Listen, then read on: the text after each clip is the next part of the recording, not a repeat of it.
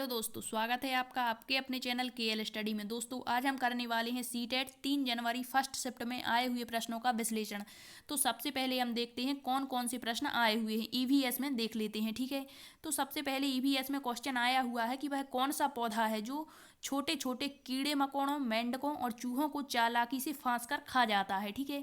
तो इसका correct answer हो जाएगा हमारा नेफेंथीस या घटपर्णी। इसके बारे में हमने कई बार पढ़ लिया है और जिसने भी 16 दिसंबर से आज तक मतलब 1 जनवरी तक के जिसने भी एनालिसिस देखे हैं उसके सारे क्वेश्चन जो हैं वो सही हुए होंगे, क्योंकि हमने बहुत ही डिटेल से इसका एनालिसिस किया हुआ है। और जिसने नहीं देखे हैं तो आप देख सकते हैं, ठीक है। तो नेफेंथीस इसका करेक्ट आंसर हो जाएगा घटपर्णी। अब जो घटपर्णी होता है वो एक विशेष प्रकार की सुगंध निकालता है और सुगंध के माध्यम से जो छोटे कीड़े मकोड़े होते हैं ये इसके पास जाते हैं और इसमें फंस जाते हैं, ठीक है। और यह भारत में कहाँ देखने को मिलता है, तो मेघालय में।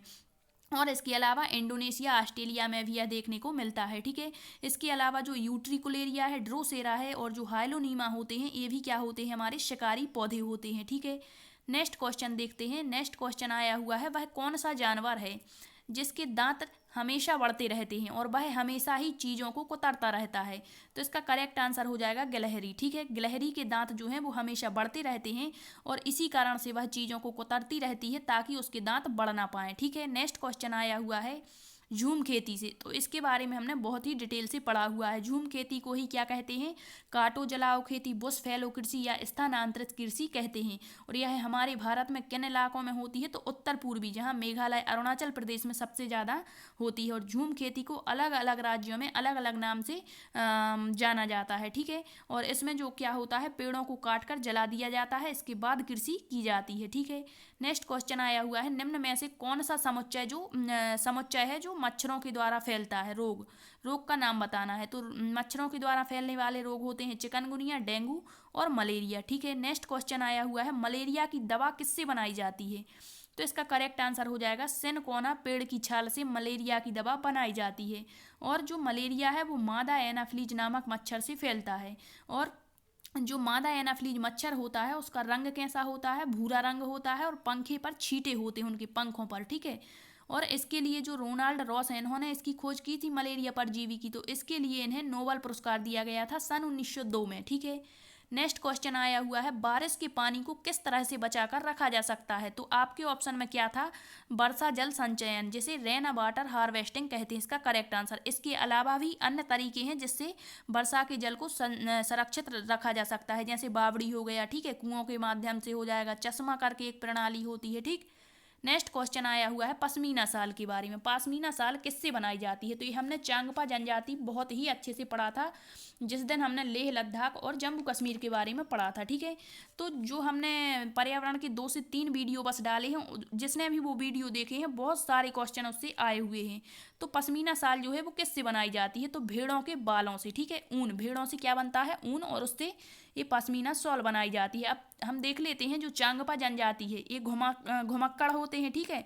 चांगपा जनजाति के लोग कैसे होते हैं, घुमंतु, और अपनी भेड़ और बकरियों के झुंड को लेकर कहाँ जाते हैं, हरे मैदानों की खोज में घूमते रहते हैं। इनकी भेड़ों के बालों से पश्मीना शाल बनाई जाती है।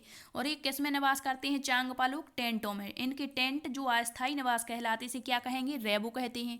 पश्मीना शाल जो है वो 6 स्वेटरों के बराबर गर्मी देती है।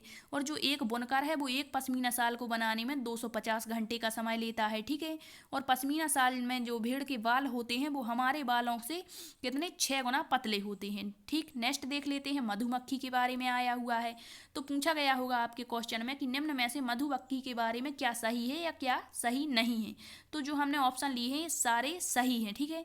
तो प्रत्येक छत्ते में रानी मक्खी होती है जो अंडे देती है, करेक्ट। छत्ते में बहुत सारी काम करने वाली मक्खियां होती हैं, बिल्कुल सही। मधुमक्खी पालन का उचित समय अक्टूबर से दिसंबर होता है। सबसे ज़्यादा मधुमक्खी पालन बिहार राज्य में होता है। लीची के फूल मधुमक्खी को लुभाते हैं।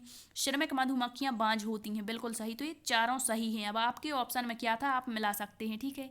नेक्स्ट क्वेश्चन कौन सा सांप सबसे कम जहरीला होता है। तो हमें पता है कि हमारे भारत में जो 4 प्रकार के जहरीले सर्प पाए जाते हैं, ठीक है।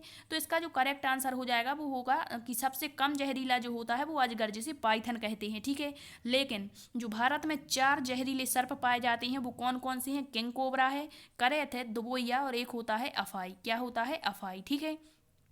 अब जो सर्प होते हैं इसके दो खोखले दांत होते हैं, तो जो दो खोखले दांत होते हैं उन्हीं के माध्यम से इस जो विष होता है वो मानव शरीर में प्रवेश करता है, ठीक है। अब यहाँ पर नेक्स्ट क्वेश्चन आया हुआ है कि सर्पों के विषय में, मतलब सॉरी यहाँ होगा विषैले दांत, ठीक है। तो सर्पों के विषैले दांतों को क्या कहते हैं? तो अब आपके ऑप्शन में क्या था, ये हमें करेक्ट पता नहीं है, जिसको भी पता हो आप कमेंट्स में जरूर बताएं, ठीक है। तो सर्पों के 4 विषैले दांत होते हैं और खोखले कितने होते हैं? 2 खोखले दांतों के माध्यम से जहर शरीर में प्रवेश करता है। लेकिन जो 4 विषैले दांत होते हैं जिन्हें कहते हैं मकड़ी, कराली, कालरात्रि और यमदूती। यमदूती जो होता है सबसे छोटा होता है। अब और देख लेते हैं सर्प के बारे में। जो सर्प होते हैं वो सरीसृप वर्ग के प्राणी हैं। सर्प जल और स्थल दोनों में पाए जाते हैं। सर्प के पैर नहीं होते हैं और जो सर्प काट देता है तो उसकी जो दवाई है वो सीरम कहलाती है और इस सर्प के जहर से ही निर्मित होती है, ठीक है। नेक्स्ट, सर्प के दांत नुकीले होते हैं। वह भोजन को जो शिकार होता है उसको चबाकर नहीं बल्कि निगल करके खाता है। सांप के बाहरी कान नहीं होते हैं। वह जमीन पर हुए कंपन को पहचानता है, ठीक है, या कंपन के माध्यम से ही सुन पाता है, ठीक है। कालबेलिया जो होती है वो सपेरों की जातियां होती हैं और मतलब जो सपेरों के यंत्र होते हैं बीन, तुम्बा और खंजरी, ये सूखी लौकी से बनाए जाते हैं, ठीक है। नेक्स्ट क्वेश्चन देख लेते हैं, रोनाल्ड रॉस किससे संबंधित हैं? तो आज मलेरिया से 2 से 3 क्वेश्चन आए हुए हैं। तो रोनाल्ड रॉस वही मलेरिया परजीवी की इन्होंने खोज की थी, इसके लिए इनको 1902 में नोबेल पुरस्कार मिला था। और रोनाल्ड रॉस ने सिकंदराबाद के अस्पताल में मलेरिया परजीवी का पता लगाया था। तो आगे क्वेश्चन पूछा जा सकता है कि रोनाल्ड रॉस ने मलेरिया परजीवी का पता किस अस्पताल में लगाया? सिकंदराबाद की, हैदराबाद की, ठीक है। तो याद रखना सिकंदराबाद की। नेक्स्ट देख लेते हैं सीडीपी में किस तरह से क्वेश्चन आए हुए हैं, ठीक है। तो सीडीपी में क्वेश्चन पूछा गया है कि वाइगोत्स्की नीचे दी गई किस प्रक्रिया से संबंधित नहीं है? तो इन्होंने सामाजिक अंतःक्रिया का सिद्धांत दिया है, ठीक है, सोशल इंटरेक्शन। तो जहाँ पर भी सहयोग की बात होगी, सहानुभूति की बात होगी, सहभागिता की बात होगी, वो वाइगोत्स्की से संबंधित होगी। तो ये तो करेक्ट हो गया। इसकी फोल्डिंग ये भी सही हो जाएगा, जिसे मचान कहते हैं, ठीक है। शुरुआत में दी जाने वाली अस्थायी सहायता, ये भी वाइगोत्स्की से संबंधित है। नजदीकी विकास का क्षेत्र, ZPD, zone of proximal development, ठीक है। तो ये भी वाइगोत्स्की से संबंधित है। नेक्स्ट दिया है पुनर्बलन। आपके ऑप्शन में 3 तो सही दिए रहे होंगे और एक जो होगा वो गलत होगा। तो हमें इसका जो यहाँ तो हम पुनर्बलन मान रहे हैं, ठीक है, लेकिन आपके ऑप्शन में और भी अदर कुछ हो सकता है, ठीक है। ये पुनर्बलन की अवधारणा स्किनर से संबंधित है। नेक्स्ट क्वेश्चन गणितीय अक्षमता होगा यहाँ पर, ठीक है। गणितीय अक्षमता क्या कहलाती है? तो डिसकैलकुलिया इसे हम कहते हैं, ठीक है। इससे भी क्वेश्चन हर बार आ रहा है। नेक्स्ट आया है, निम्न में से बहुबुद्धि के सिद्धांत की आलोचना है। तो जो बहुबुद्धि सिद्धांत हार्वर्ड गार्डनर ने दिया है, इसके सिद्धांत की एक आलोचना क्या है? तो बहुबुद्धि जो है वह प्रतिभा है। क्या है? प्रतिभा है जो संपूर्ण रूप से बुद्धि में मौजूद है। बिल्कुल, बुद्धि क्या है? बहुबुद्धि प्रतिभा होती है, ठीक है। नेक्स्ट, बहुबुद्धि छात्रों को उनकी प्रवृत्ति का पता लगाने का अवसर, बिल्कुल ये भी करेक्ट है। यह सिद्धांत व्यवहारिक बुद्धि पर, बिल्कुल व्यवहारिक मतलब जिसमें इन्होंने 10 प्रकार की बुद्धियां बताई हैं और जिसमें भी कोई बुद्धि सबसे ज़्यादा होगी तो उसी के बारे में वो व्यवहार ज़्यादा तरीके से, ज़्यादा अच्छे तरीके से करेगा, ठीक है। तो ये भी करेक्ट है। इसका जो हमें बताना है कि इसकी आलोचना क्या है, तो इसकी आलोचना है इसे अनुभवजन्य साक्ष्य द्वारा बिल्कुल भी समर्थित नहीं किया जा सकता। मतलब हम अनुभव से नहीं बता सकते कि किसमें कितनी बुद्धि है, ठीक है। तो इसकी आलोचना यही है। इसका करेक्ट आंसर ऑप्शन डी हो जाएगा। नेक्स्ट क्वेश्चन आया हुआ है, एक लड़के को, यहाँ पर क्या हो जाएगा? लड़के, ठीक है, यहाँ पर हो जाएगा लड़के। एक लड़के को गुड़िया देने पर वह गुड़िया से खेलने को मना कर देता है और कहता है कि यह तो लड़कियों का खेल है। निम्न में से किसको दर्शाता है? तो ये हमारी लैंगिक रूढ़िवादिता या सामाजिक रूढ़िवादिता को दर्शा रहा है। नेक्स्ट आया हुआ है क्वेश्चन, निम्न में से किस स्थान पर बच्चे का अधिगम सबसे बेहतर होगा? अब हमें यहाँ पर ध्यान क्या रखना था? यहाँ दिया गया है अधिगम यानी सीखना। क्या दिया है? अधिगम। यहाँ अर्जन नहीं दिया, यहाँ पर अर्जन नहीं दिया। अर्जन की बात करता तो अर्जन तो परिवार में सबसे अच्छे तरीके से होता है, खेल कूद में भी हो सकता है और पड़ोस में भी अर्जन हो सकता है। मतलब कहीं भी कोई इसका कोई निश्चित वो नहीं होता, ठीक है। सीखने का कोई निश्चित तरीका ना हो, निश्चित मतलब कोई संस्था ना हो, तो वो क्या होता है? अर्जन। यहाँ पूछा था कि अधिगम का सबसे बेहतर साधन क्या है, तो वो कक्षा कक्ष होगा। क्या होगा? कक्षा कक्ष, ठीक है। नेक्स्ट क्वेश्चन देख लेते हैं, समाजीकरण के द्वितीयक कारक कौन कौन से हैं? तो हमें पता होना चाहिए कि जो समाजीकरण के प्राथमिक और द्वितीयक कारक कौन कौन से होते हैं।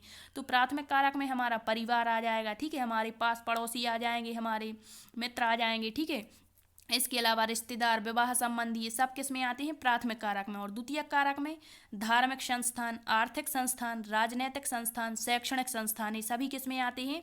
तो हमारे द्वितीयक समाजीकरण। शैक्षणिक संस्थान में जैसे कह दें कॉलेज हो गया हमारा, ठीक है, स्कूल हो गया, ये शैक्षणिक संस्थान, ये द्वितीयक समाजीकरण। राजनैतिक संस्थान में क्या आ जाएगा? तो राजनैतिक संस्थान में जैसे कह दिया संसद आ गई, विधायिका आ जाएगी, ठीक है, कार्यपालिका, कानून, शासन, मीडिया, ये सब किस में? राजनीतिक में। आर्थिक में क्या आ जाएगा? तो आर्थिक में जैसे कार्यालय हो गए, आर्थिक संघ हो गए, ठीक है, क्लब वगैरह। सांस्कृतिक, फिर धार्मिक में वही धर्म से संबंधित संस्थान, ठीक है, तो ये द्वितीयक कारक होते हैं। नेक्स्ट क्वेश्चन आया हुआ है समावेशी शिक्षा से, ठीक है, प्रगतिशील शिक्षा से भी आया हुआ है, जीन प्याजे से। NEP के बारे में सही नहीं है, तो यहाँ पर ये 3 शब्द हमने लिए हैं, ये सही है, मतलब अवलोकन पर बल देता है NEP, संवाद यानी परिचर्चा, चर्चा पर बल देता है, ठीक है। इसके अलावा जो ऑप्शन होगा वो गलत होगा। नेक्स्ट क्वेश्चन आया हुआ है मैथ में, देख लेते हैं। मैथ में एक क्वेश्चन आया था, रामानुजन संख्या क्या होती है हमारी? 1729 से हमारी रामानुजन संख्या होती है, ठीक है। तो एक किन किन 2 संख्याओं के घनों से बनी हुई है? तो इसका आंसर होगा 10 + 9, मतलब यदि हम 10 का घन करेंगे तो कितना आ जाएगा हमारा? 1000, ठीक है। और प्लस 9 का घन करेंगे तो कितना आ जाएगा हमारा? 729। इनको जोड़ेंगे तो यही संख्या प्राप्त होगी।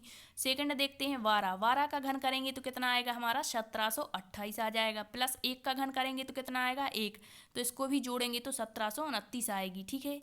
नेक्स्ट क्वेश्चन, बेन हीले के ज्यामितीय स्तर से क्वेश्चन हर बार पूछा जा रहा है, ठीक है, इसे याद कर रख लें।